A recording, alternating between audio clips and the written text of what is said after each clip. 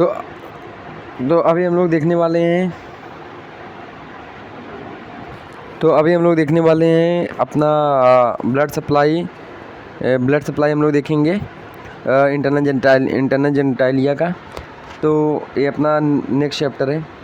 तो अभी हम लोग देखते हैं। तो सबसे पहले ब्लड सप्लाई में सबसे पहले हम लोग देखेंगे किसका इंटरनल एक्सटर्नल ऑर्गन का देखते हैं। सबसे पहले एक्सटर्नल ऑर्गन का हम लोग देखते हैं और इंटरनल ऑर्गन का देखेंगे फिर। तो आर्टरी जो कि ऑक्सीजन ब्लड सप्लाई करती है, वेन जो कि डीऑक्सीजनेटर ब्लड सप्लाई करती है। एक्सटर्नल ऑर्गन में कौन कौन सा आता है? Mons pubis, labia majora, labia minora और वेस्टिबुलाई। तो आर्टरी ये चारों को कौन सा कॉमन आर्टरी कौन सा सप्लाई करती है? Internal प्यूडेंटल artery. इंटरनल प्यूडेंटल आर्टरी ये चारों को प्रोवाइड करती है। Internal प्यूडेंटल artery. अब इसकी इंटरनल प्यूडेंटल आर्टरी की कितनी ब्रांचेस होती है? लैबियल ब्रांच जो कि लैबिया मेजोरा, लैबिया माइनोरा को ब्लड सप्लाई करती है।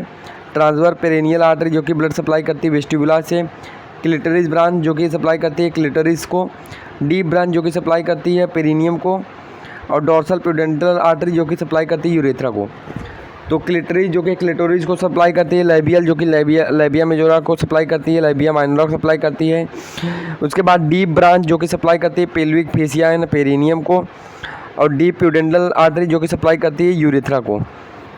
और ट्रांसवर्स पेरिनियल आर्टरी जो कि सप्लाई करती है वेस्टिबुलाई को। ये हो गया। अभी बात वेन देखेंगे तो सबका वेन कॉमन ही है। जैसे ट्रांसवर्स वेन हो गया, क्लिटरिस वेन हो गया, तो ये वेन वाला भी साम कॉमन है। तो डीप ब्रांच होगा, इसका भी डोर्सल ब्रांच होगा, क्लाइटोरियल वेन होगा, लाइबियल वेन होगा, ट्रांसफर पेरिनियल वेन होगा। ट्रांसफर पेरिनियल वेन किसको सप्लाई करेगा? Supply blood to the vestibuli.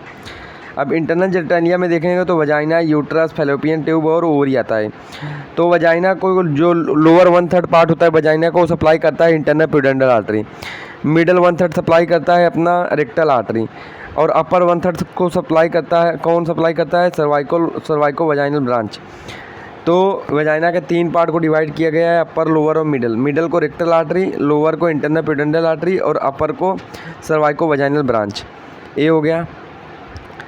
अभी हम लोग आगे देखते हैं। तो अगर जैसे मैं आपको बताऊं कि इसमें सबसे पहले वेनस में भी सेम आ जाएगा यूटेराइन आर्टरी। तो यूटेराइन का हम लोग समझते हैं, उसके पहले हम लोग देख सकते हैं ओवरी का क्या होता है। तो ओवरी का क्या होता है वो हम लोग देखते हैं। ओवरी, तो ओवरी को यूट्रस का भी बताता हूँ। ओवरी को कौन सप्लाई करता है? ओवरियन आर्टरी और ओवरियन वेन। फैलोपियन ट्यूब को कौन सप्लाई करता है? लेटरल 2/3 जो फैलोपियन ट्यूब होता है वो सप्लाई होता है बाई ओवरियन आर्टरी। और मीडियल 1/3 फैलोपियन ट्यूब को सप्लाई करता है यूटेराइन आर्टरी। तो इसमें ओवरियन आर्टरी भी सप्लाई करता है फैलोपियन ट्यूब को और यूटेराइन आर्टरी भी सप्लाई करता है ये फैलोपियन ट्यूब को। अब लिम्फेटिक में यहाँ पे तो लिम्फेटिक होगा और लिम्फ नोड होगा। तो ये हो गया। अभी मैं बताता हूँ यूट्रस का कैसा है झोल। तो यूट्रस का सबसे पहले क्या होता है? तो यूट्रस में सबसे पहले क्या होती है?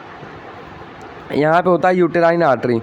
यूटेराइन आर्टरी बनाता है अपना आर्कुएट आर्टरी में। आर्कुएट आर्टरी ये क्या बनाता है? अपना रेडियल आर्टरी।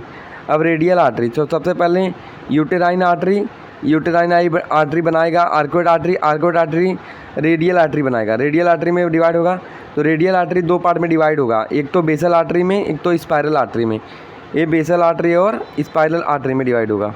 तो ये ब्लड सप्लाई किसका होता है? ये ब्लड सप्लाई होता है अपना यूट्रस का। This is all about the today lecture. तो आज हम लोगों ने देखा ब्लड सप्लाई कैसा होता है।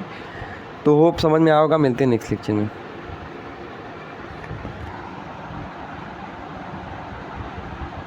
अभी हम लोग देख रहे हैं इंटरनल जेनिटालिया। तो इंटरनल जेनिटालिया में हम लोग देखेंगे